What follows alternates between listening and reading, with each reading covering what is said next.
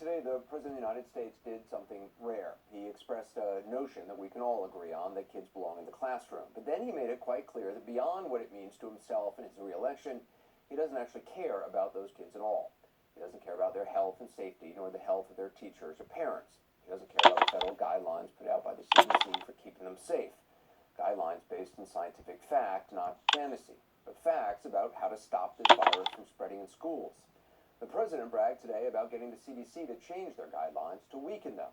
And lo and behold, the CDC, which used to be a world-respected organization, they're going to come up with new guidelines, less difficult ones. Now just think about that. The CDC puts together guidelines based on science to protect kids and teachers, things like staying 6 feet apart, wearing masks, having airflow in rooms, washing hands. And because the president thinks they're too specific, too difficult, the CDC is just going to weaken them. And it's not me just saying that. The vice president actually said it out loud today. The president said today we just don't want the guidance to be too tough. And that's the reason why next week CDC is going to be issuing a new set of tools.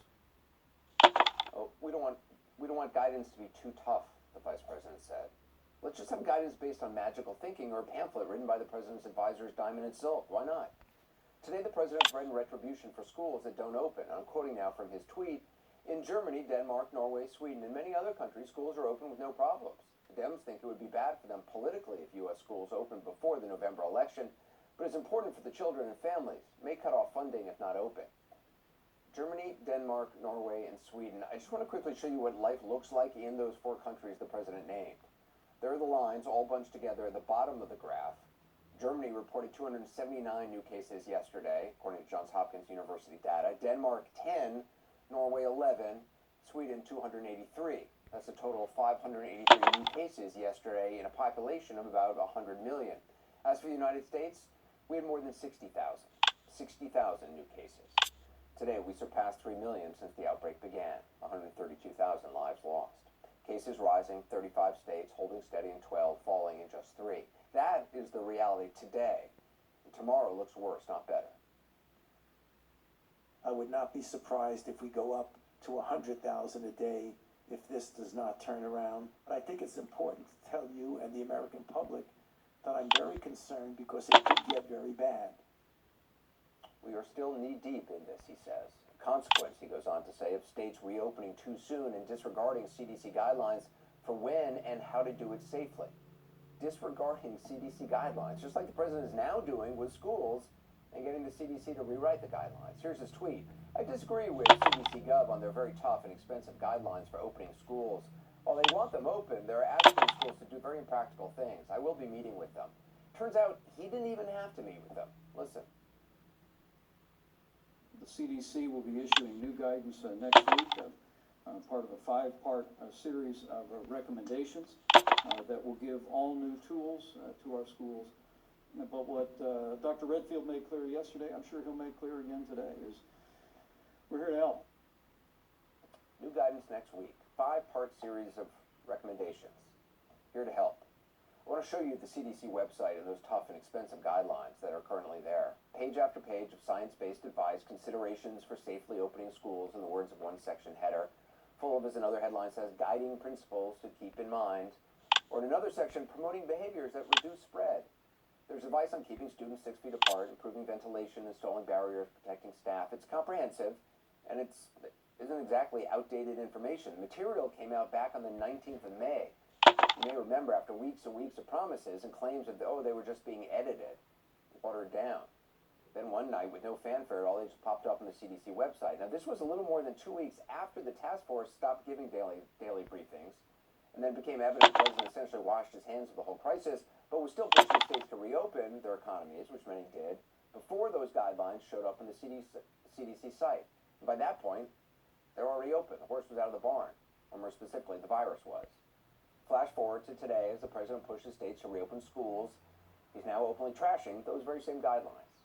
This coronavirus task force is folding like a bridge table, minus Anthony Fauci, who wasn't at the briefing today in person. They tried to spin it today that everything they're doing is in the best interest of students. Caitlin Collins asked this question of the vice president.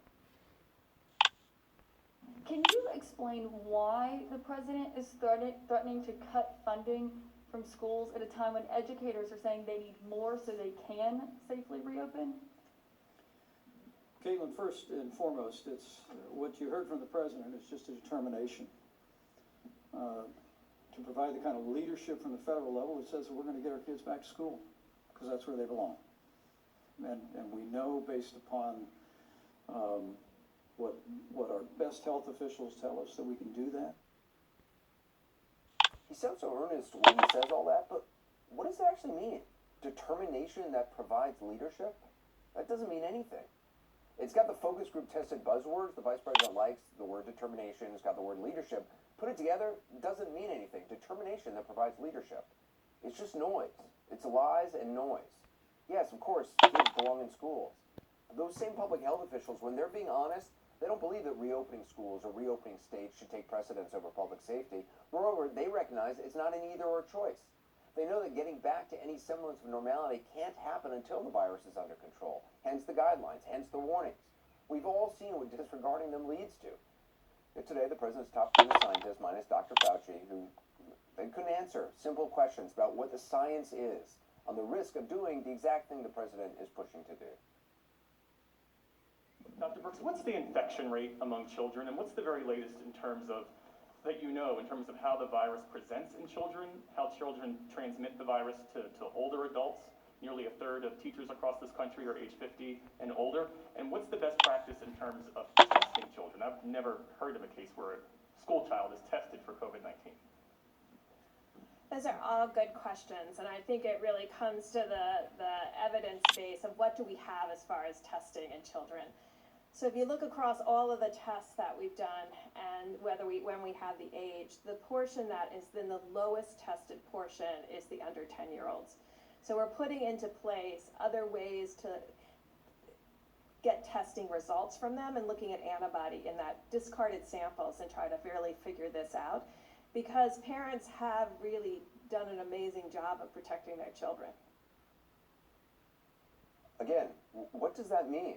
It all comes down to the evidence base, she said. Yes, parents have done an amazing job protecting their children. We can all agree on that. But what about the rest of what she said? She went on like that for about 2.5 minutes without ever answering the question. What she was really saying, and what she said right there in what we played you, was essentially, we don't know. We don't know what the effect on kids is. We don't know about the transmission with kids. We don't know. It's not, we just don't have the evidence.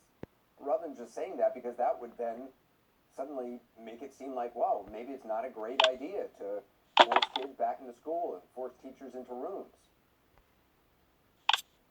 You know, she either couldn't say it or she wouldn't say it. As for CDC Director Robert Redfield, I mean, this guy, wow, what he's done to the CDC. He wouldn't even acknowledge that he's bending to the president's wishes today. Listen to this. Dr. Redfield, you're talking about the guidance that the CDC has put out. It sounds like you think it is in the best interest of students and ways to safely reopen schools so far. So are you going to change that guidance because the president said that he does not like it? Well, I think I just want to reiterate, we're going to continue to work with local states and jurisdictions. I think the guidance that we've put out gives a series of different strategies for them to consider what is the most appropriate in their unique situation to adopt again, and I want to come back to the goal. And the goal of this is to get schools reopened. I did mention, and I want to reiterate, that goal is just not a goal to reopen schools. That's a goal because we believe that's in the best public health interest of the students for the reasons you've heard. Yeah, if I was him, I'd close my eyes too when I was saying that stuff, because it means nothing. It's a non-answer answer. That is what passes for leadership from this White House. Nonsensical talk and lies and buzzwords. We are in a pandemic. A virus is here and it's killing us. And a lot of good people are fighting to stop it in hospitals and labs, and a lot of good people are fighting it in their bodies to stay alive. But lies and buzzwords mean nothing. And I understand they feel like they have to walk this fine line of not, contradicting or conflicting something that the president has said, but they are being asked legitimate questions that are informative and helpful for decisions that people are making about reopening schools, and then we don't get straight answers on things as simple as, are you going to change the guidance because the president tweeted that he did not like the guidance. And so you saw in his answer that he does say it's going to continue to evolve, but schools start to open in a matter of weeks. Some of the teachers are going back in less than a month from now. And so this guidance is still evolving because the president isn't happy with what they put out. That's not really helpful for teachers who are going to be adapting to it as it's coming out and as these weeks are going on. And so we just didn't get a ton of answers from this. And this is only the second briefing from the coronavirus task force that we've gotten in about 2 months. And so I asked the press secretary, what specifically in the CDC guidance is it that the president doesn't think or thinks is too impractical or expensive? Expensive was the word he used. They only listed one thing, Anderson, and that was this guidance that most students should bring their lunch to schools. And they said that wouldn't work because, of course, so many kids rely on schools to get their lunch. But they didn't list any other of the issues that it was that the president had with this guidance he was publicly attacking.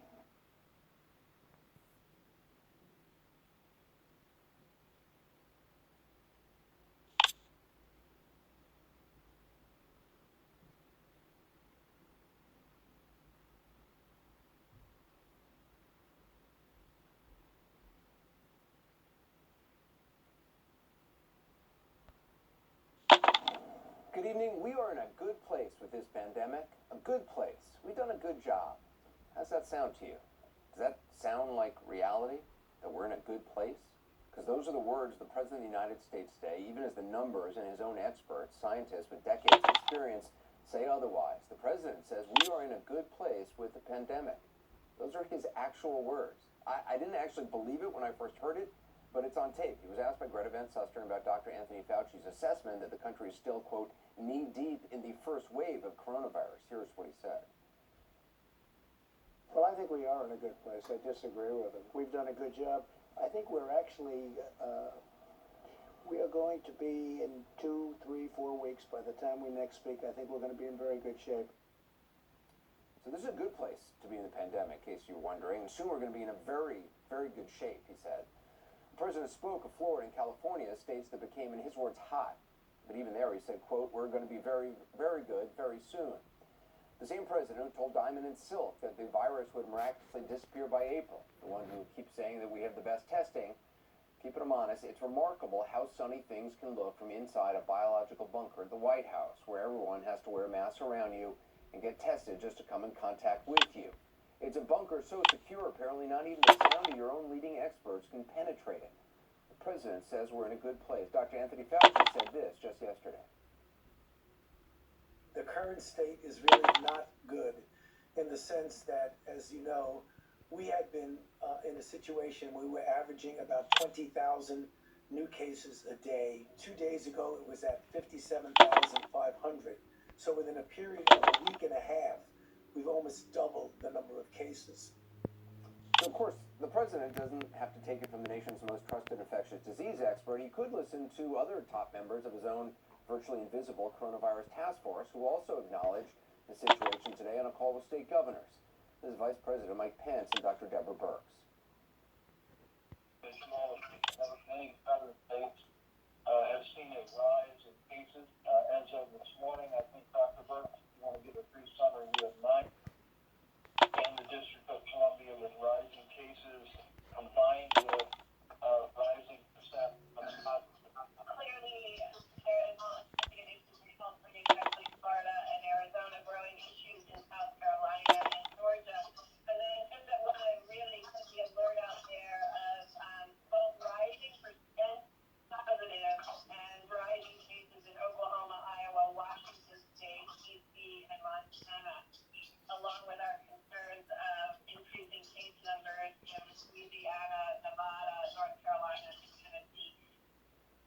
Yeah, that sounds good. I mean, that sounds like a good place to be, right? California, Texas, Florida, Arizona, South Carolina, Georgia, Oklahoma, Iowa, Washington State, Washington, D.C., Montana, Louisiana, Nevada, North Carolina, and Tennessee. That's 14 states in the District of Columbia. A good place.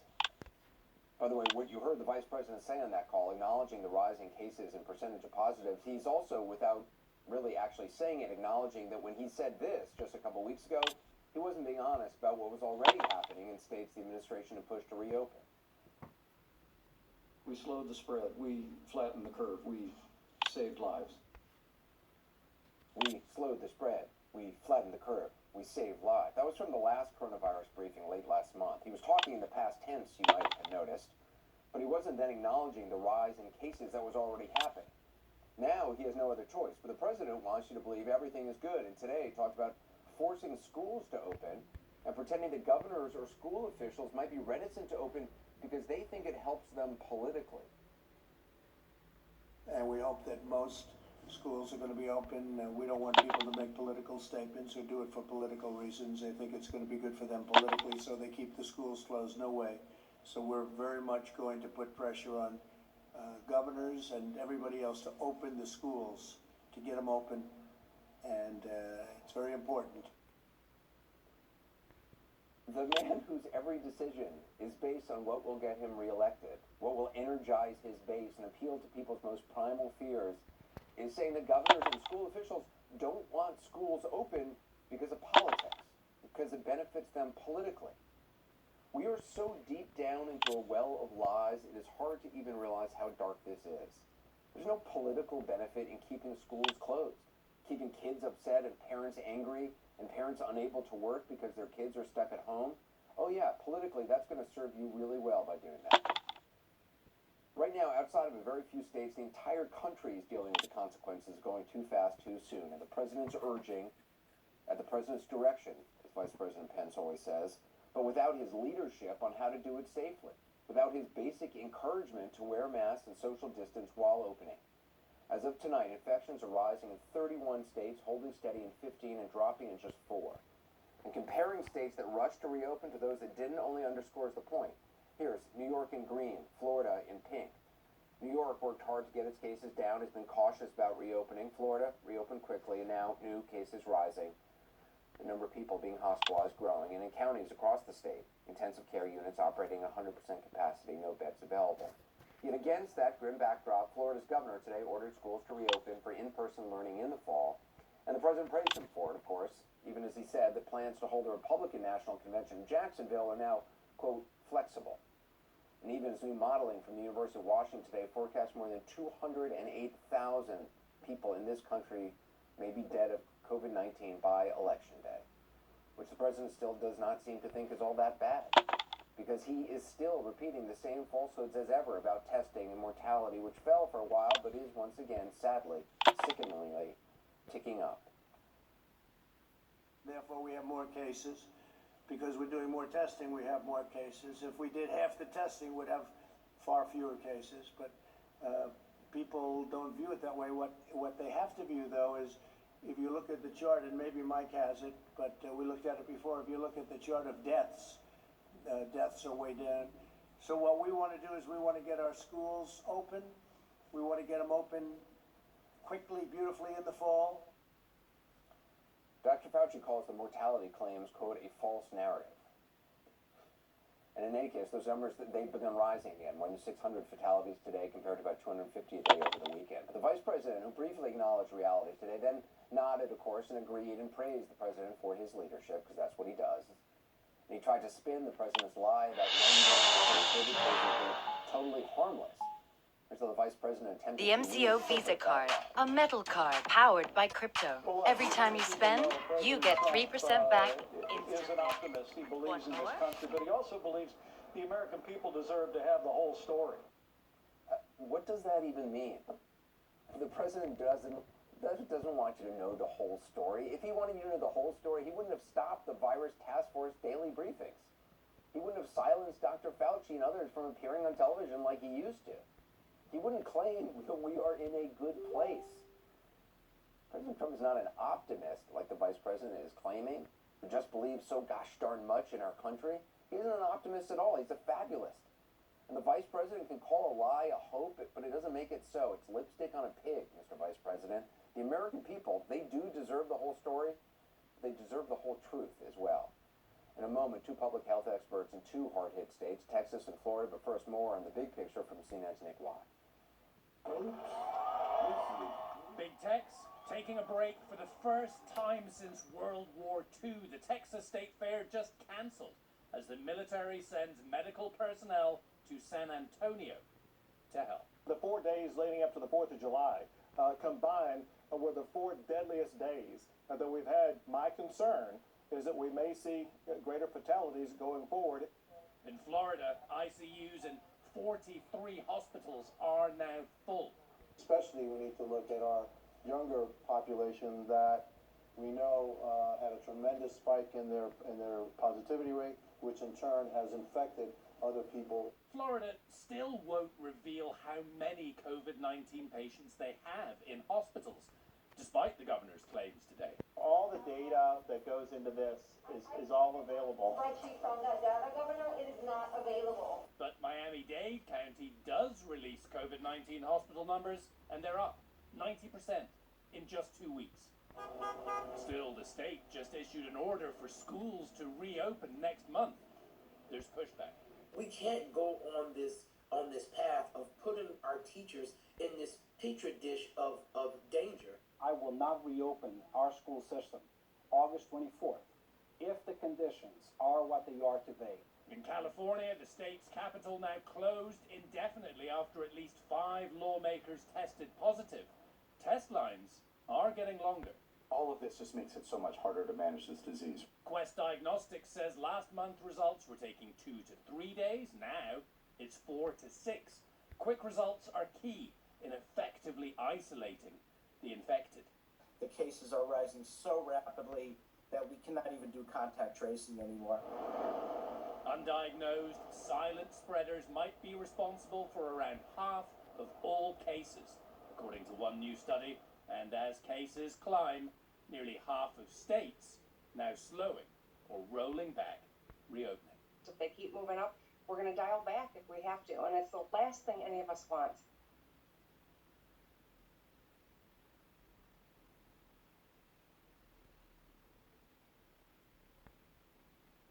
Today, the President of the United States did something rare. He expressed a notion that we can all agree on, that kids belong in the classroom. But then he made it quite clear that beyond what it means to himself and his re-election, he doesn't actually care about those kids at all.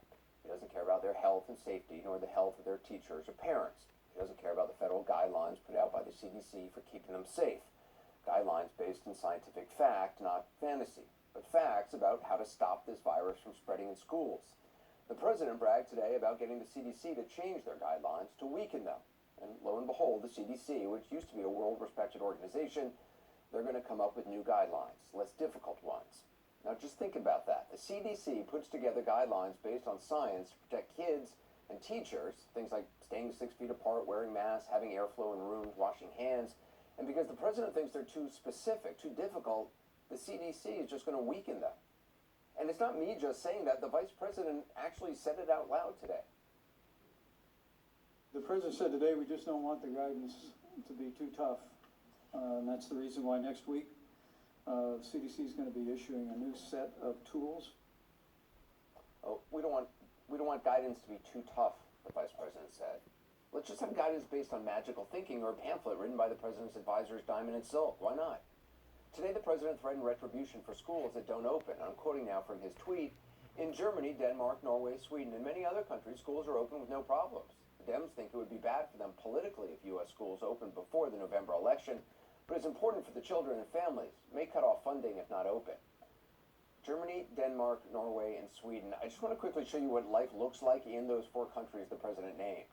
There are the lines all bunched together at the bottom of the graph. Germany reported 279 new cases yesterday, according to Johns Hopkins University data. Denmark, 10.